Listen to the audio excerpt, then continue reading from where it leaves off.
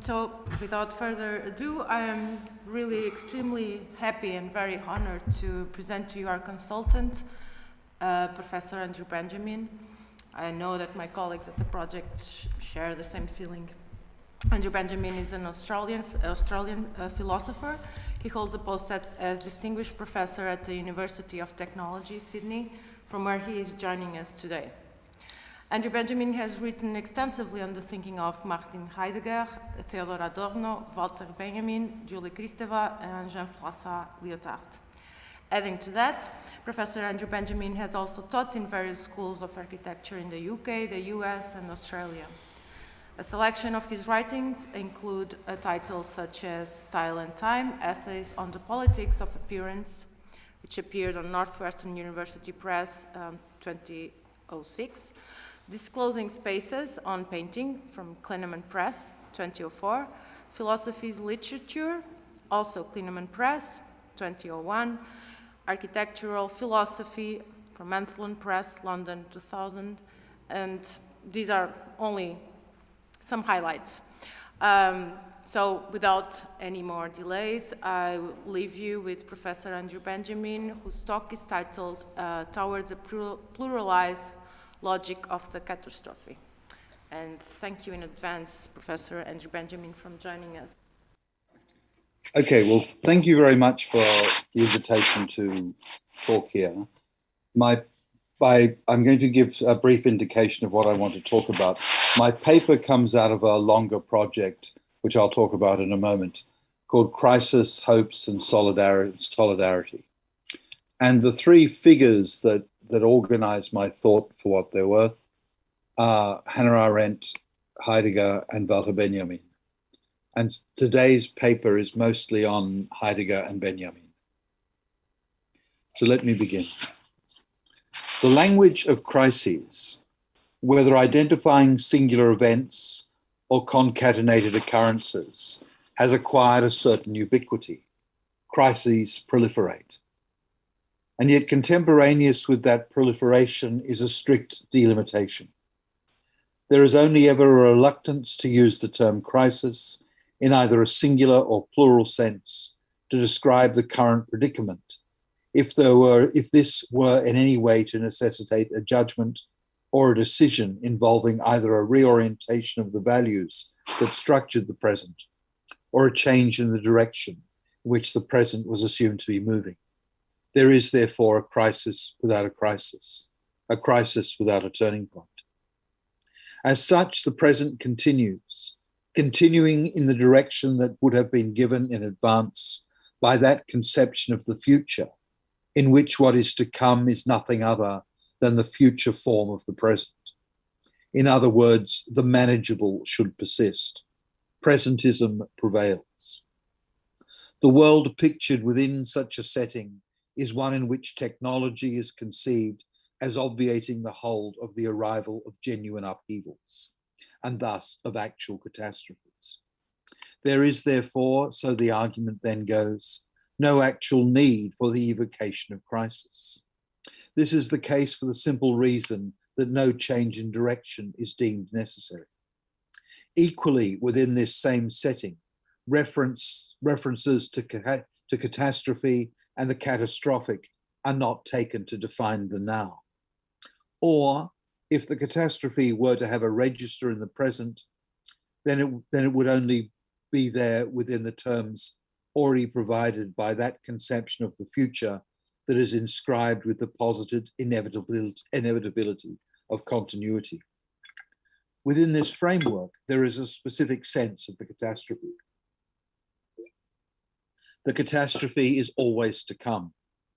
It is only ever merely impending. Such a description means that actions in the immediate now are envisaged as forestalling the impending catastrophe, since the catastrophe is yet to obtain. The space between the present and the future is constructed such that an always arriving present will be there continually to preempt the arrival of any catastrophe, and thus of the catastrophe having actuality.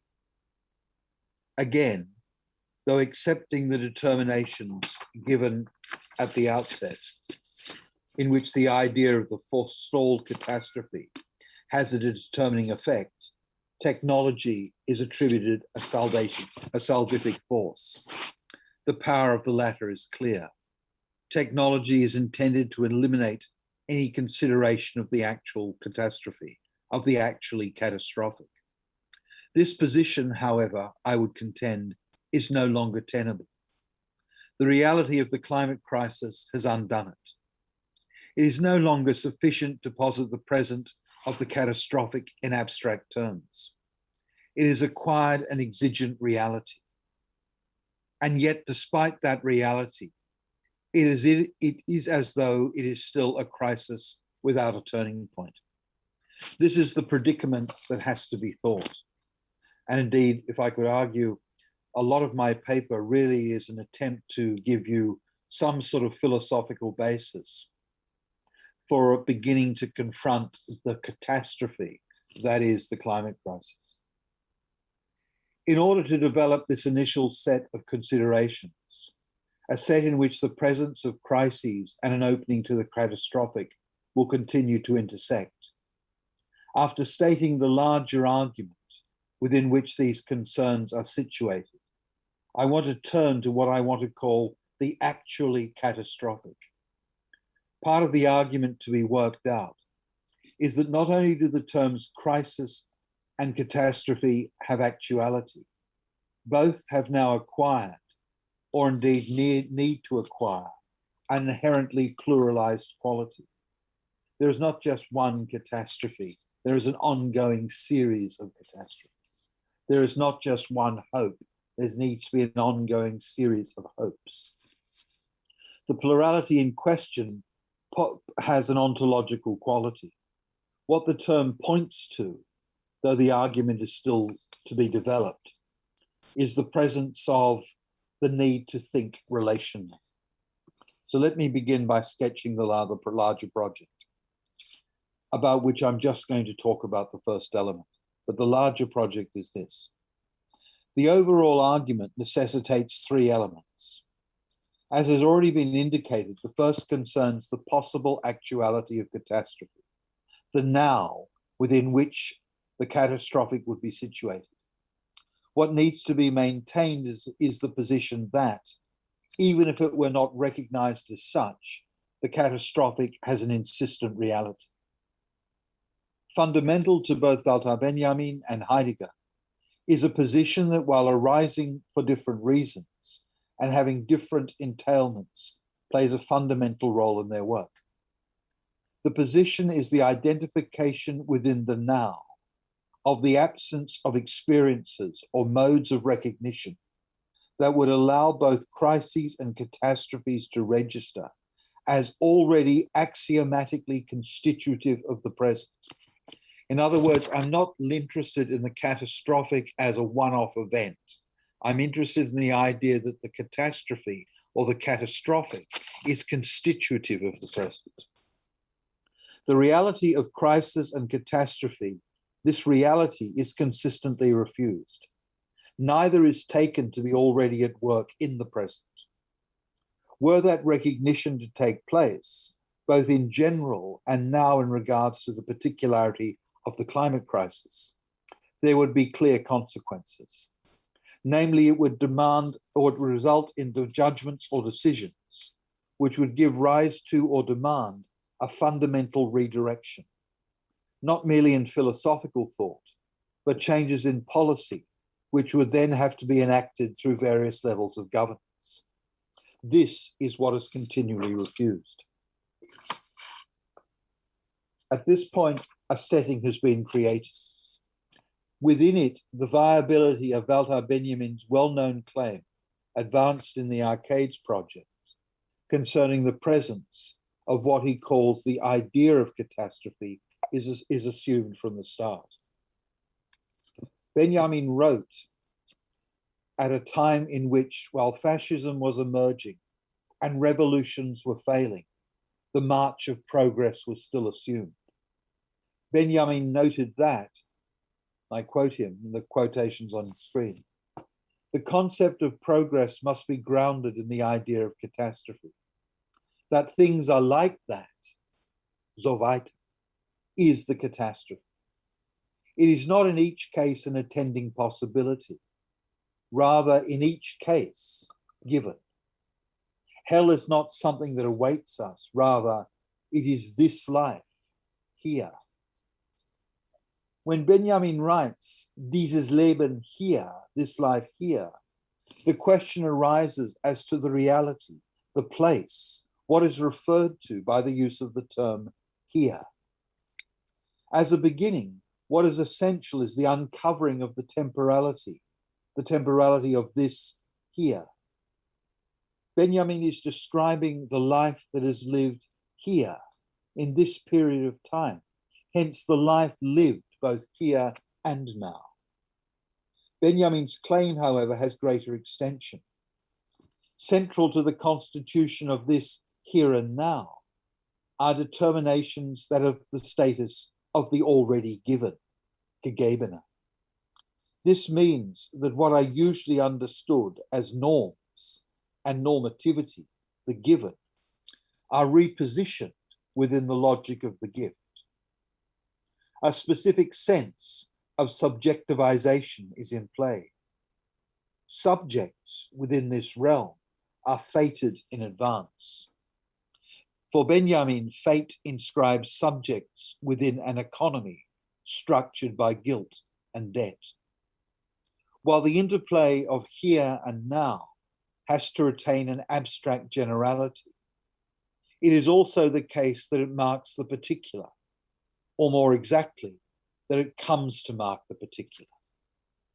In sum, that which pertains here now, thus equally here in this now, here and now, has to be understood not just in terms of the movement between the particular and the abstract, but as interconnecting both place, here, and human being within the effective presence of the logic of the gift. That interconnection for Benjamin forms an integral part of the definition of life. Life is defined in relation to the here. Thus, life is inexorably defined in relation to place. Signaled in this formulation is the implicit acceptance by Benjamin of what I want to call the territorialization of human being. Therefore, it is not just that the necessary interconnection of these elements forms an essential component of any engagement with the actually catastrophic. Their interconnection indicates that life, this life here now, is inscribed from the start into the catastrophic. The next part of the argument, of the general larger argument, is that what arises out of a concern with the actually catastrophic is a reconfiguration of hope. Hope moves from being descriptive of an emotional or psychological state of an individual being to becoming a modality of the political. This occurs when the political is thought philosophically. Hope involves a stance in the present, a stance made possible by that conception of the present in which hope is linked to a form of interruption. The hope is that the present does not continue in its current form. Hopes become, therefore, a form of resistance. As such, hope has to be defined in relation to fated being, and thus in relation to the logic of the gift. Resistance, which works as much with suspensions, openings, and the presence of differing and other organizational logics, cannot have a single form. Hope opens, it becomes a pluralized site, in which what obtains are hopes rather than the singularity of hope. The plurality in question results from the openings created, as much by the suspension of logics of instrumentality as they are by the positioning of subjects as continually resisting the interplay of guilt and debt. This is a conception of subjectivity premised on the destruction of fate. The project involves expanding upon the position in which the pluralization of hope, from hope in the singular to hopes in the plural, is necessitated by the coterminous pluralization of the catastrophe. The final part of the overall argument starts with the already noted premise that hope, even if conceived as a pluralized site, is always more than the predicate of a subject. Hope is excessive. Hope, therefore, is inextricably bound up, as I've suggested, with the suspension of what would have obtained if fate had been naturalized, and thus that fated being was then equated with normativity. As a result, hope has moved beyond the most radical configuration of the subject, namely the one in which what is attributed centrality is the self-other relation. Indeed, part of the argument is that thinking what has been designated as the actually catastrophic becomes the basis of undoing anthropocentrism, of which the self-other relation is still a fundamental and constitutive part. This will occur in the name of what will be continued to be described as the territorialization of human beings. The latter is a move that allows for the identification of the affective dimension of hope. Developing this position brings a conception of the affective interplay that is linked to an understanding of the human being that is not defined in terms of the primacy and the singularity of the subject. Rather, it occurs with the incorporation of human being into a complex setting in which singularities or subjects of singularities are after effects. The position is to be advanced is that the affective position linked to the pluralization of hope is, following Hannah Arendt, solidarity.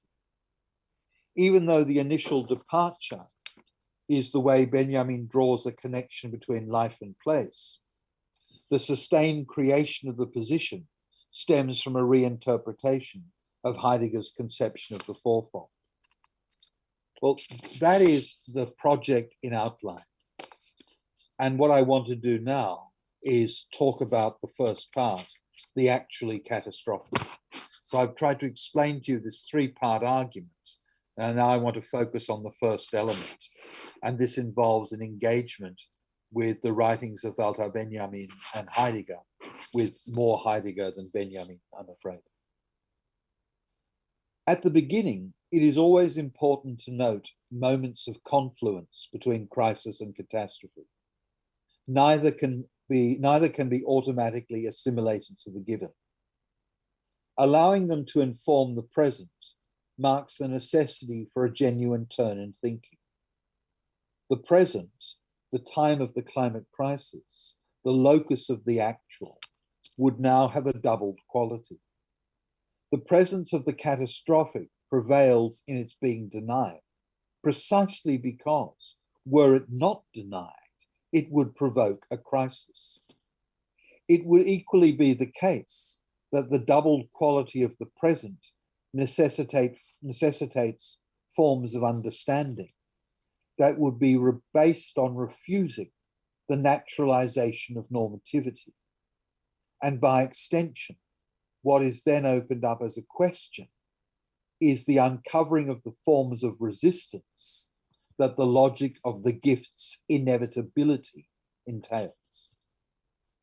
It is that exact process that is captured in Walter Benjamin's So weiter. This will amount to a set of turns creating openings, rather than that which was already determined in advance. The openings are themselves present as the result of a concomitant distancing of the attempt to formulate these turns in terms of negation. Heidegger uses neither the term crisis nor catastrophe in a way that is relevant here. Nonetheless, or at least this is the contention, there is a fundamental important and systematic engagement with what might be described as the necessity to think the interplay of crisis and catastrophe that is continually staged in his work. In building dwelling thinking, when addressing the question of the essence of dwelling, Heidegger makes clear that the moment in which it occurs is what he describes as, in German, unsere bedenklichen Zeit, which you could translate, or I have translated as a time of a precarious time, a disturbing time, of a time that's thought-provoking. A position which is reiterated in a text written around the same time, namely Was heißt denken? Here, the position is that this, die bedenklichst, die unsere bedenklichen Zeit ist, this, the provoking or the precarious times of our time means that we don't think. Hofstadter translates this formulation, unsere bedenklichen Zeit, as in our precarious age. Our age is precarious, our time is precarious, or dubious, or thought-provoking, for the exact reason that it is not thought. It is yet to be thought. The force of this position is captured in German, if you like, by the interplay of bedenklichen and denken. It should be added, of course, that what is there as providing the means to think the present's particularity fails to allow it to be thought. Here, what is given in advance allows the given to form part of the logic of the gift, and this which amounts to another way of naming normativity. I've become very frustrated with this use of the term normativity, and I want to rethink it in terms of the logic of the gift. So in order to engage normativity, one has to engage that which is given, rather than simply to evoke norms and to naturalize normativity. There are two further elements that need to be introduced. The first is the way in which there is an implied relation between time, the time of writing, and the projected task of thinking that is developed in Heidegger's text, Building Dwelling Thinking. The second is the way the present is described in terms of Gefahr, or danger. In the context of his paper, The Question Concerning Technology, as well as the lectures given in Bremen in 1949, danger has a clear reference. It pertains to the threat of conceiving of both human world relations as well as human-human relations in terms of instrumentality and utility. Again, while occurring for different reasons, the critique of instrumentality establishes a fundamental and important affinity between Benjamin, Heidegger, and Arendt. In an important set of formulations staged towards the end of Building Dwelling Thinking, Heidegger addresses the interplay of time and task, namely, as noted, the way an understanding of the way the time of writing has a determining effect on the nature of the task of thought. This occurs in a passage that links a necessity to take up, to think, that which is, despite the immediate force of the given, of inevitably greater force. It should be noted the passage in question occurs a few lines after Heidegger has conceded both the importance of and the necessity to address the genuine reality of the housing shortage in Germany in 1950. He writes, this is an extraordinary quotation. This occurs just after he's talked about the need to take up the housing shortage in Germany, which exists in the 50s. The German he uses to express the housing shortage is die Woningsnot. And so this notion of the Woningsnot and Wohnen and not are repeated time and time again throughout this passage. I've left the German in there to give you a sense of what he's trying to get at and the way he plays with these words. He writes, this is an extraordinary claim of Heidegger's. However hard and bitter, however hampering and threatening the lack of houses remains, the real plight of dwelling does not lie merely in the lack of houses. The real housing shortage is indeed older than the world wars with their destruction, older than the increase of the Earth's population and the condition of the industrial workers. The real dwelling plight lies in this, that mortals ever knew a search for the essence of dwelling, that they must ever learn to dwell. Then he asks the question, what if man's homelessness consisted in this, that man still does not even think of the real plight of dwelling as the plight?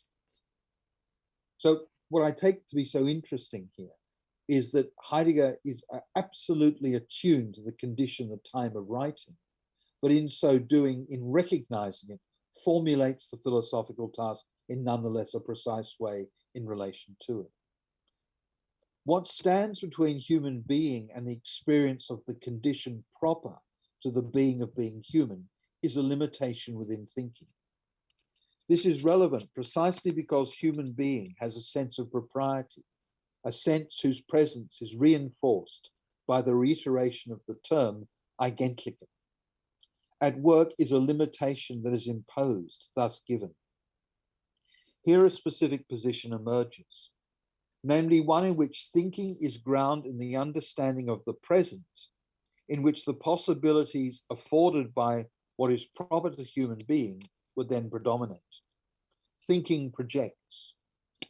The other possibility, the one in which the age that assumes the yet to be thought, the precarious age, the dubious age, the position that defines the daily actuality of the present, is always a conflation of the present with the pragmatic concerns that dominate it. And this is what you see in this passage. Heidegger trying to circumvent this conflation of pragmatic concerns with a fuller understanding of the present. Here again, there is the given in the guise of the normative. These dimensions cannot be ignored. There is always a need to engage that which insists pragmatically. As Heidegger states in the letter on humanism, and I quote, who can disregard our predicament? However, the error is to identify that presence and the thought and activity to which it gives rise with the task of thinking. That task has a different object, namely what he identifies in this passage as the real dwelling plight. The presence and the possibility of the pragmatic and the instrumental assume the contingent relation between human being and spatial presence. It would be as though within strategies of thinking delimited by the pragmatic and the instrumental, the relation was secondary, and that what had priority was human being in its differentiation from the spatial. Moreover, it would be assumed that the separation of human being on the one hand and spatiality on the other would then provide the ground for any subsequent relation. The result of having a contingent relation is the transformation of a concern of human being into one whose primarily exclusive focus was the human being rather than human being. What emerges, therefore, within modes of philosophical thinking and enjoined activity that is dominated by the instrumental and utilitarian is a thoroughgoing anthropocentrism. The suspension of the pragmatic and the instrumental as defining that which is proper to human being is signaled by Heidegger in the claim made in Building Dwelling Thinking, that the relation between human being and space is nothing other than dwelling thought, essentially. And I just want to underscore that what I take to be so fundamental in Heidegger is there is no thinking of the being of being human outside a constitutive relation to spatiality. And indeed, I would argue that is also the case in Benja, that the idea of placedness, of place, and thus of spatiality, it's not a contingent predicate of human being, it's integral to the constitution of human being. Here it becomes important to trace a line of thought. Human being for Heidegger is positioned as homeless, though strictly in relation to a double project. In the first instance, it is the relation that human being has to the question of being, a question whose presence becomes manifest within what Heidegger describes as the revealing and concealing of being.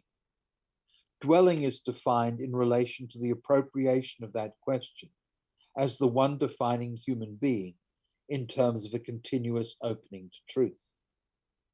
The second aspect can be located at work in Heidegger's important claim concerning the relationship between human being and space. Here Heidegger's position is that, and I quote, to say that mortals are is to say that in dwelling they persist through spaces by virtue of their stay among things and places. Now, if for a moment you forget how Heideggerian this is and just think about what he's saying, it's actually very interesting. Mortals is simply finite beings. We can leave the word mortals to one side. If we want to say that what it means to be a finite being, the being of being finite being, is to understand that their dwelling persists. There is nothing other than their dwelling. And this occurs in spaces. And that happens in virtue of their relation to things and places. In other words, there is no understanding of finitude other than that which persists, which endures as placed. The significance of this formulation is that it underscores both the originality of the spatial relation, and thus it occasions the related argument that the promulgation of the individual is in fact premised on the refusal of this founding, what I would want to call an original relation. In other words, to posit the individual is not simply an innocent move.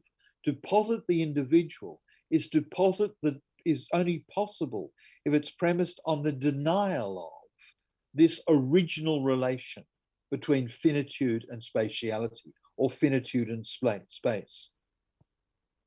There is, however, more involved. An integral part of the denial of the presence of an effective and thus dynamic set of connections, as much between being as it is between human being and the world, is that all these relations are then reconfigured in terms of a relation between human being and world in terms of an enforced opposition. There is human being, and then there is the world. What Heidegger is challenging is this oppositional thinking. Part of his argument is that it is precisely relations understood in terms of oppositions that allows both subject-world relations as well as subject-subject relations to be construed in purely instrumental terms. In other words, it's the denial of the primacy of relationality, whether it be between human and human or human and world, an original relationality that leads to instrumentality and thinking in utilitarian ways. Resisting this opposition might stop at the claim that human being is within the continuity of persisting, of durchstehen. This would maintain a dynamic sense of a founding and constitutive relation between human being and spatiality. In addition, it would be consistent with the overall claim of building dwelling thinking, namely that to be is to dwell. And thus being and dwelling and spatiality are mutually reinforcing. Now, as an abstract claim, in my opinion, this is right.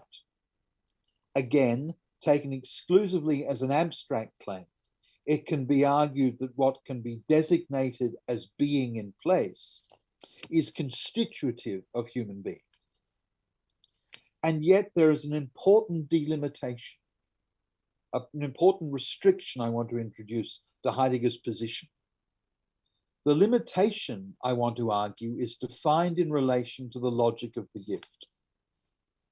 In the question concerning technology, Heidegger formulates the presence of this logic in terms of destiny, in German das Geschick. The complexity built into Heidegger's position is that what he describes as operating within the free space of destiny, im Freien des Geschickes, creates an opening in which it is possible not to be defined by either a mere or passive acceptance of the technological, nor its emphatic rejection. It is rather that what the suspension of instrumentality in both the positive and negative senses occasioned is the possibility of seeing and experiencing, revealing, as always accompanied by the movement of concealing. The impossibility of full presence opens the way to truth as the revealing and concealing of being. Now, leaving to one side the problem of whether or not the orientating question within thinking and for thinking should be defined in relation to the revealing and concealing of being. What is important here is the identification of what Heidegger calls a free space, im Freien, as that in which the logic of the gift can be negotiated. Now, the question, does the possibility of a negotiation entail spaces in which the logic of the gift has been suspended? Now, before returning to this question, a further point needs to be introduced. Consistent with Heidegger's continual attempt to undo the hold of anthropocentrism, he argues that freedom, insofar as it is no longer a predicate of a subject, thus is no longer connected either to a will or to the conception of causality that assumes the centrality of human willing, pertains to the already present relation between human being and spatiality or place. That is why Heidegger will write of the open. Freedom assumes human being as being in place. Hence, the claim is, and I quote Heidegger, freedom governs the free space in the sense of the cleared. Now, for Heidegger, the danger is that which threatens thought. The danger is the incorporation of this sense of freedom and freedom as a location within instrumentality. For Heidegger, what accompanies the incipient threat of instrumentality, and thus the equation of the world with a locus of utility, is the failure to recognize this pervasive threat. Heidegger writes in the Bremen lectures, and I quote, what is most dangerous lies in the fact that the danger does not show itself as danger. Danger names not just the possibility of the dominance of instrumentality and utility, but the failure to recognize their operative force as destiny. That force is given. Freedom stands for Heidegger in relation to the logic of the gift. The question to be addressed, of course, pertains neither to the simple failure to recognize, nor to the already present positioning that results from the inscription of that free space, place within instrumentality. The question is this: it's whether that space, that locus, is not itself already structured by the logic of the gift. And if it were already structured by the logic of the gift, then there cannot be that free space that Heidegger wants.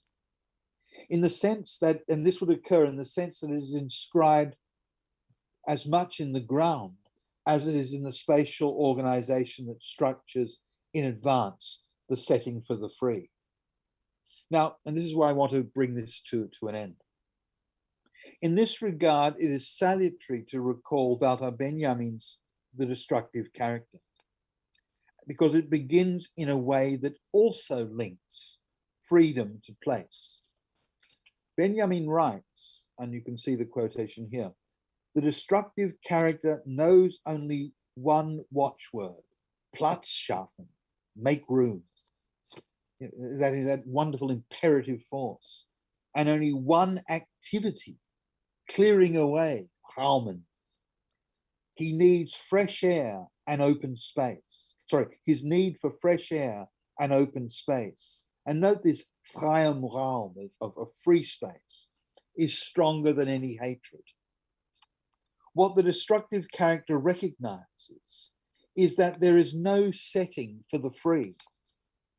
The free is the freeing of space as the effect of activity.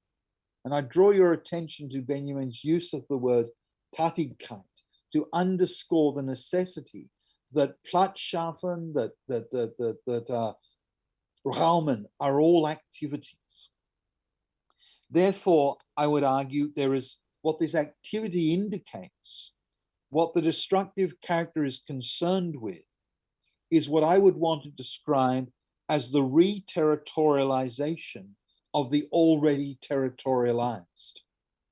And what I would suggest is that what Benjamin recognizes is that place, both in the literal sense and in this broader metaphorical sense, is a space that is always already territorialized. And what destruction becomes, therefore, is the activity of re-territorializing.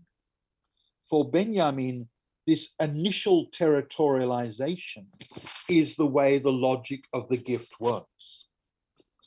Now, what I would want to argue is that this mode of re-territorialization as a response to the logic of the gift assumes two things. It allows activity to be understood as resistance.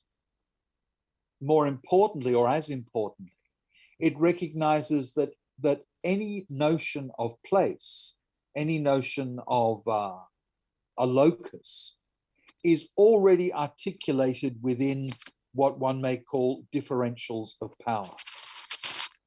Now, what becomes important then is to try and bring these two elements together.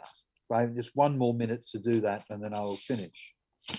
Is that what we've seen in Heidegger is his, in my view at least, the absolutely correct recognition that to be is to be in place, and to recognize that what instrumentality does and the emphasis on utility does is come to deny that by separating the subject from the world. However, what is absent from Heidegger, I would suggest, is an understanding that this place is a place that has always already been territorialized. And so the idea that you can evoke the notion of place as a free place of activity becomes impossible for the simple reason that it depends upon the refusal of the already present form of territorialization. However, where one, as it were, wants to reintroduce Heidegger's insight and link it to Benjamin's, is that Heidegger is quite right to argue that what attends every notion of territorialization as an abstraction is the identification of being and dwelling. And once one concedes that, then one recognizes that what attends every mode of territorialization is not simply the interplay of being and dwelling, but the presence of being and dwelling as that which is concealed within pragmatism, within utilitarianism, but which is revealed not in Heidegger's sense, but in Benjamin's sense, which would be revealed in acts of judgment that we would then note about incursions into and the use of space. So for my mind, what I'm thinking about is the actually catastrophic pertains to a situation in which we need to begin to understand that what's occurring is interruptions into territorialization, interruptions into the nature of spatial relations. And yet these are effaced in the name of instrumentality and utility, because we think that instrumentality and utility will overcome the catastrophe without there having to be a crisis, understanding a crisis as that which necessitates a change in the direction of thought. Great, thank you very much.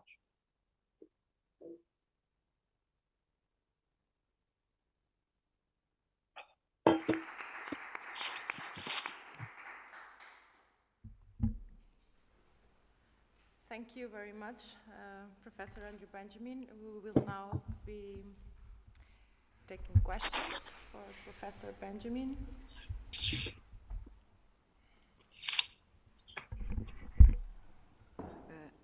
Andrew, I thank you very much for your very, very motivating lecture, paper.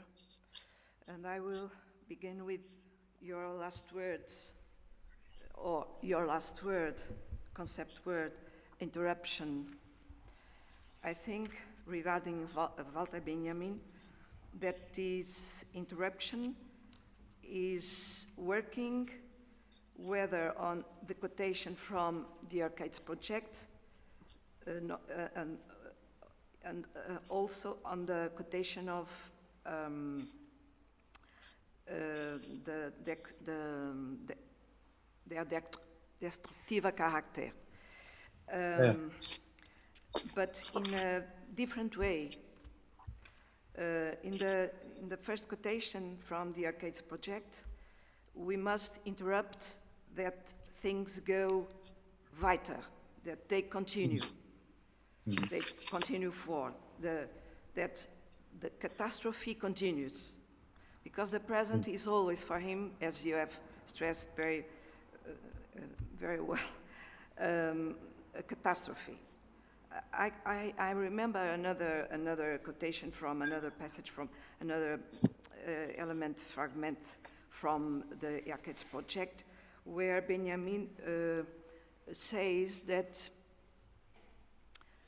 the men have always been more than. What does this mean? Means they have always faced the abyss. We can say in other terms, they have always been living a catastrophe. But this catastrophe is not only the possibility of, no, the destiny of being dead, but also the catastrophe of not being able to face the present as a tumultuary thing. It's not the future that is important in this case. Our not knowing is about present. We do not know present. The problem is that. And then the other quotation from the destructiva character, if we isolate these quotations from this text of Benjamin, we have something we cannot domesticate. We say domesticate. This text of Benjamin has no roots, only theological roots. It's true, but not in the same sense that the thoughts are developed in it. We see like an anti-historian, an anti-rememoration,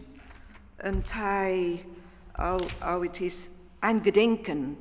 There is no possible Eingedenken when the destructive character performs. You want space. he wants ruins because he does not want that the so weiter continue, that this continuity is true. I agree with you. It's at the same time in the sense of the quotation from the Arcades project. But in the Arcades project, there is this relationship with the gesture of Eingedenken. It is an historical gesture. And in the descriptive character is this gesture changed in a gesture of passing out, not passing through, passing out the historical space. I don't know what you think about it. I have many questions also that are going through my actual questions, but I would like now to hear you about this. Thank you. Look, I mean, we should have a seminar on the destructive character text. It does seem to me that I understand precisely what you're saying about its complexity in terms of it's difficult to understand quite what he's trying to do. I nonetheless think that the image of the destructive character, and there's a moment in the destructive character where, if I'm remembering it correctly, he says that he hat kein Bild vorin. He has no image in front of him, something like that. And I think that gives us a way of understanding a mode of creativity, a mode of activity, a mode of inception that is not determined in advance. So there is in this particular text the necessity for a type of idea that creation depends upon destruction. Our creation depends upon iconoclasm. Now, what would destruction mean today? And I think that part of it, and this is where I think there's an affinity with Heidegger, is that part of what destruction means is the destruction of the normalization of, the destruction of the naturalization of normativity, the so weiter. And in other words, that we can only think the catastrophe if we have to recognize that it's a genuine crisis, namely that it demands a turn in thought. But what I find in Australia, and I'm sure elsewhere in the world, that we want to say of the climate crisis that technology can resolve it. In other words, it's not a crisis. It won't be a catastrophe, and things can just go on the way they are. So I think that there's a philosophical project of understanding the relationship between catastrophe and crisis, which we can understand in Benjamin and Heidegger and others, and really begin to understand it philologically, philosophically, etc. But I want to connect that to what I take to be, to have actualitat, have actuality now, and that is the climate crisis. And say that if it is a crisis, then things can't just go on. We can no longer link economies to growth. We can no longer allow the what's called the logic of carbon to organize cities. We have to rethink all of this because it's a crisis. It necessitates a turn. Now, what I'm doing, I suppose, is saying if philosophy can engage our present predicament, then philosophy has to engage the climate crisis as an event for philosophy. Indeed, I would go further and say that, and this is something other people have argued, if the horrors of Europe, of the horrors of that occurred during the Second World War, if they yield a categorical imperative the way Adorno argued, then the climate crisis should yield a categorical imperative. And we as philosophers need to think through how philosophy engages this catastrophe, which has all the figures of a catastrophe which is there in its disavowal. And for architecture, this, to my mind, can't be resolved by references to sustainability, because we know that what's not sustainable is the system that has created the climate crisis.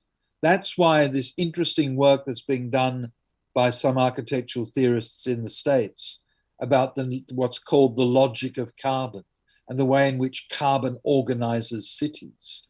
We've got to come up with other ways of thinking organizations that depend upon the destruction of that logic.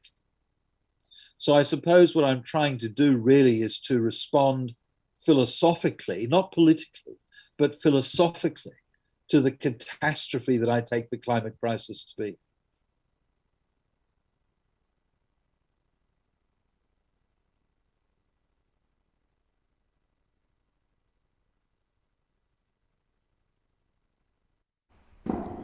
Thank you both, Professor Mulder and Professor Andrew Benjamin, for these comments and this. Again, Professor Andrew Benjamin, thank you so much for your talk and for this possibility of rethinking the concepts of catastrophe and crisis, and also maybe adding to your title not only towards the pluralized logic of the catastrophic, but also towards destruction of the logic of carbon. Maybe that would be something to think about for sure. Thank you. And now, if anybody has comment, yeah, Nelly Conceição, just you want to come and sit here. It's possible also to talk from there, but yes. Nelly Conceição is just joining me here. So Nelly Conceição, who is our co-principal investigator at the project. Thank you very much. Thank you very much, Andrew. My question concerns the use of Heidegger's idea of free space. When you mentioned it, I thought you would also connect it with his use by Benjamin's, but then I understood you were heading towards another direction, because it looks to me that Benjamin also uses it often concerning not only architecture, but also technology, and the use of the term, the German term Spielraum, for instance, in which it tries to understand how within these different practices and theories of these different ways of philosophizing with technology and with architecture, it is possible to find a free space. Could you develop this possible relation a little bit further, if it exists for you as well, on the differences between Heidegger's approach and Benjamin's approach in this specific context, and if they can add something to this more general crisis, idea of crisis or catastrophe? Look, thank you very much. I mean, that's what I wanted to do at the end, but I realized I was going on for too long, so I brought it to an end. But yes, I think that this notion that you find in Benjamin of, there's the Spielraum, yeah, but to link it back to the start with the Heidegger, this notion of Im Freien, of the free space, then linked to also to the idea of the open. I suppose that what I am trying to argue, though I'm not sure I'm doing it successfully, is that notion of a free space is dependent upon the non-territorialization of the space of activity. And what I mean by that is that we know that the ground, quite literally and metaphorically, is always marked by movements of peoples. I mean, the banal example I always use in teaching is this. that if I'm walking down the street and it's late at night and I'm followed by someone and I turn round and see that that person is a child, I'm not troubled. If the person walking down the street late at night is a woman and she turns round and sees a man, she will be troubled, quite rightly. If an older person walks down the street at night and they see three young men walking behind them, they will be troubled. In other words, that there is no, that's just a banal example, but it's a good one, to indicate the way in which space is always marked in advance by disequilibria of power. Space is always marked in that way. Now, when Heidegger uses the notion of a free space, clearly he's got something far more abstract in mind. But I would want to argue that that abstraction can only work as a ground of judgment rather than as a description of a reality. So let me give you another example. You know, when Arendt talks about the space of appearance, so to be is to appear. Now, that's a wonderful idea. But what racism or sexism is about is stopping people from appearing. The racist wants to keep the object of his or her hatred out of appearing. So the notion of to appear in space with others is always challenged by reality. However, the idea of appearing in space with others, Arendt's notion of the space of appearance, I would want to maintain, but I maintain it recognizing that the world continually disavows it. So I want to maintain it as a criteria of judgment. The same way with Heidegger is I want to maintain the notion of the fourfold or free space, recognizing that the reality of spatial relations involves its disavowal. That's the first point. Second point is that the reason why I think, and here I maybe have a different interpretation of the destructive character, I think that Benjamin is committed to the idea that this space making is in some sense the only way of actively engaging with the logic of the gift. In other words, there has to be a modality of destruction which is an idea of creation. So, for example, Benjamin's idea of göttliche Gewalt, which we call in English divine violence, so it's godly violence, is a modality of interruption that allows for something to appear.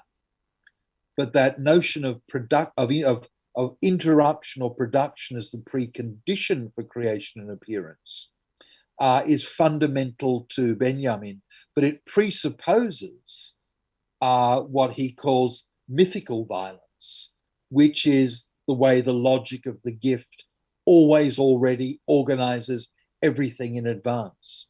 Now, while Heidegger concedes there is a logic of the gift, he doesn't see it as having organized spatiality and spatial relations in advance. He thinks it's purely conceptual or purely ideational.